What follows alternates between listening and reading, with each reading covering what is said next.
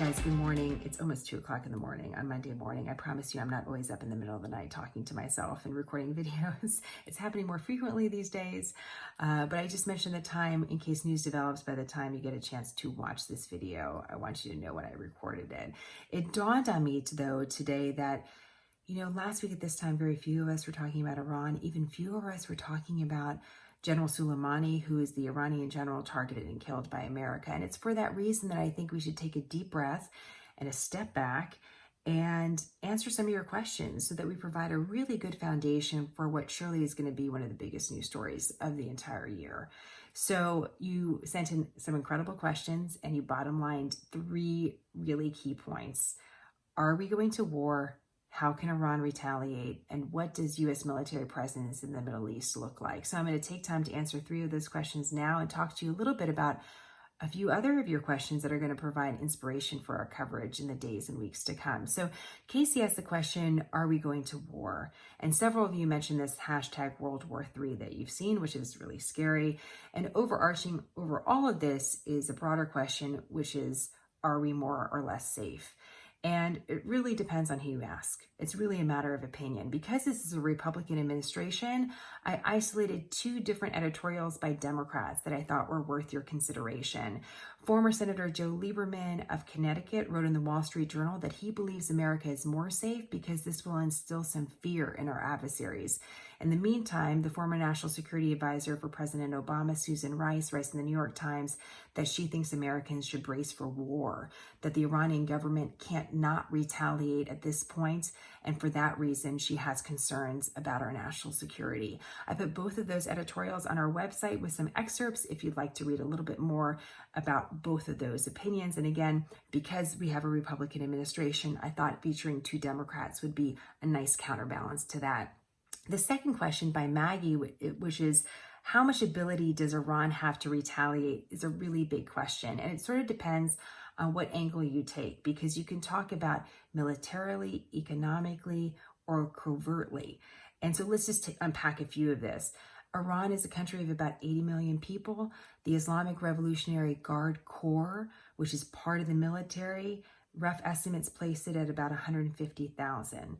The Quds Force, which General Soleimani oversaw as part of the IRGC, estimates are all over the place for how many people are a part of that particular force. And we don't have diplomatic relations with Iran, so we're only going off of available information that is already published.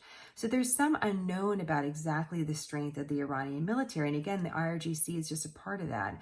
But looking at conventional warfare is probably not the most accurate. Remember, Iran is a state sponsor of terror, meaning that they fund or resource terrorist groups around the world. They've had that designation for decades, and that's a reason for concern, not just about what Iran can do militarily, but their different allies and assets around the globe. There's also an economic concern. Iran borders the Persian Gulf, right by a very important waterway where a lot of the oil flows in and out of for the entire world. So there's the economic threat they could pose if they harass oil tankers or try to shut down that particular waterway, and that's something to watch.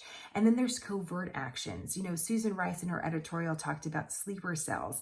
There was a story back in 2011 about Iran targeting the Saudi ambassador in Washington, D.C. The plot involved bombing a restaurant the Saudi ambassador liked to frequent. And an Iranian-American car salesman from Texas was implicated in this plot because apparently his relative was part of the Quds Force. Again, the Quds Force overseen by General Soleimani. It sounds like out of a movie, but this Texas car salesman allegedly was recruiting a Mexican drug cartel to carry out the bombing.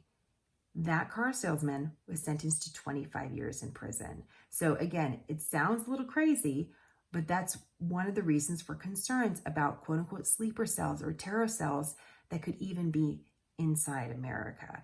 So I don't want to add a whole list of worries to your already busy day. But these are the considerations when we're talking about Iranian retaliation. The final question is about American forces in the Middle East, and that's by Christie. America doesn't give precise numbers about exactly where all of our forces are. The estimates are about 60,000 in the Middle East, 5,000 in Iraq. And we've deployed several thousand more forces to the Middle East over the last year because of Iranian aggression. That's what the Department of Defense has talked about.